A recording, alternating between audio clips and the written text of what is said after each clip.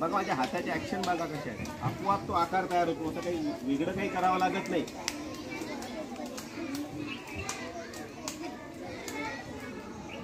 तुम्ही असं असं करत राहिले की त्याला तो आकार बरोबर प्राप्त होतो.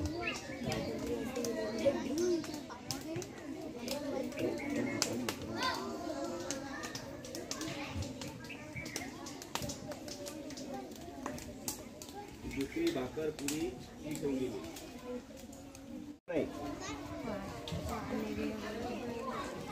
हा असा नक्षीदार चौरंग गणपतीचा तयार झाला. आता कोणाला वाटलं मला गोल करायचा, कोणाला वाटलं चौकोनी करायचा, कोणी आणि मागची बाजू अशी चिटकून घ्यायची, सगळे पार्ट्स एकमेकांना जोडून घ्यायचे. नाहीतर आज गणपती एक बनवला सकाळपर्यंत त्याचे 4 होतात. एक घरी ठेवायचा, 3 विकायचे.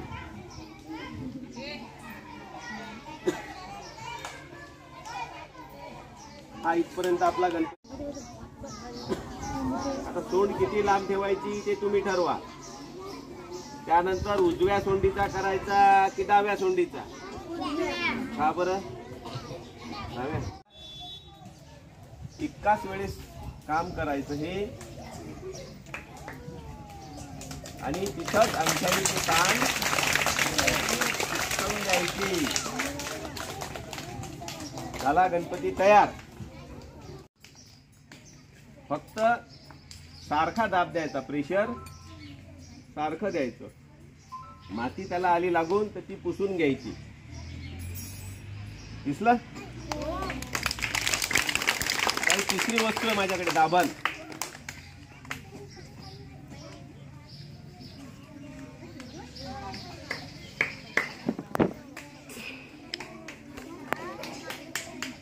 छान मुकुट तयार होतो. प्रेशर कसं द्यायचं, सरळ, उलटा, तिरपा, ती तुम्ही ठरवा. तुमचा गणपती आहे, त्याचं डिझायनिंग तुम्हाला करायचं आहे.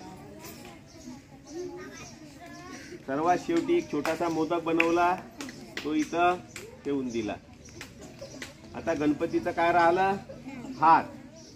हा हात आहे, या इथून त्याला मुळपून घ्यायचा, तोही पोटाजवळ चिटकून द्यायचा. एक बोट वर, अंगठा खाली, आणि असं दाबायचं. हा पंजा तयार होईल. त्या पंजामध्ये काय द्यायचं आपल्याला? मोदक, लाडू, जे काही द्यायचं असेल तुम्हाला ते इथं ठेवून दिला.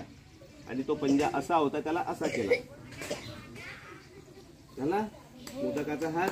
आता आशीर्वादाचा हात सुद्धा इथून असा मुळपून घ्यायचा, अंगठा मागे आणि हे बोट पुढे, आणि हा झाला आशीर्वादाचा हात. आता तुम्हाला याला बोट तयार करायची असतील तर ते तुम्हाला जमणार नाही, खूप वेळ जातो आणि ते तुम्हाला जमणारच नाही, तुम्ही लहान आहे अजून. तर अशाच पद्धतीचा गणपती तयार करायचा. त्याला सावलीत वाळवायचं. 1 रात्र आणि 1 दिवस, 1 रात्र आणि 1 दिवस एवढं सावलीत वाळवायचं. त्यानंतर पॉलिश पेपर असेल, नसेल पॉलिश पेपर तर आपला न्यूजपेपर, त्याचा असा चुराळा करायचा, गोळा तयार करायचा, त्याने हळूहळू हळूहळू घासून काढायचं. हळूहळू अगदी हा गणपती चोपडा होऊन जाईल. त्यानंतर 4-5 मित्रां मिळून 5 रुपयाची एक फेविकॉलची ट्यूब घ्यायची. कशाची? फेविकॉलचीच घ्यायची, दुसऱ्या कंपनीची नाही. 5 रुपयाची छोटीशी ट्यूब येते. एवढी ट्यूब अर्ध्या वाटी पाण्यात टाकून द्यायची पिळून, आणि ब्रशनी चांगलं ते ढवळून घ्यायचं. आणि तेवढ्या एका ट्यूबमध्ये, तेवढ्या पाण्यामध्ये या आकाराचे 10 गणपतीला कोटिंग होते. किती गणपतीला? 10. त्याच्यामध्ये थोडीशी हळद टाकायची. काय टाकायची? हळद.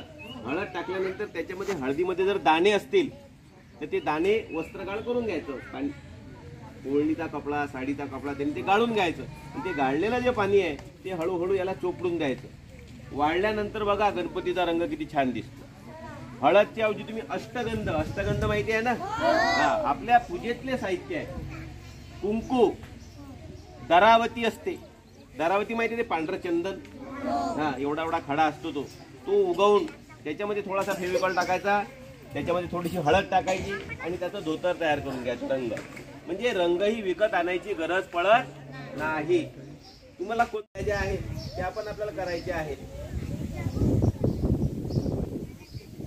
त्या तुम्हाला तुमच्या पद्धतीने कशा करता येतील त्या अशा वळ्या करून घ्यायच्या.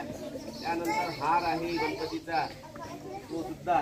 त्यानंतर डोळ्याच्या खाचा ज्या आहेत, फक्त एक बोट इकडे दुसरं बोट इकडे, त्या खोबण्या तयार झाल्या इथं. त्यानंतर गणपतीला रंग लावल्यानंतर काळ्या स्केच पेननी, कशाने, काळ्या स्केच पेननी घ्यायचं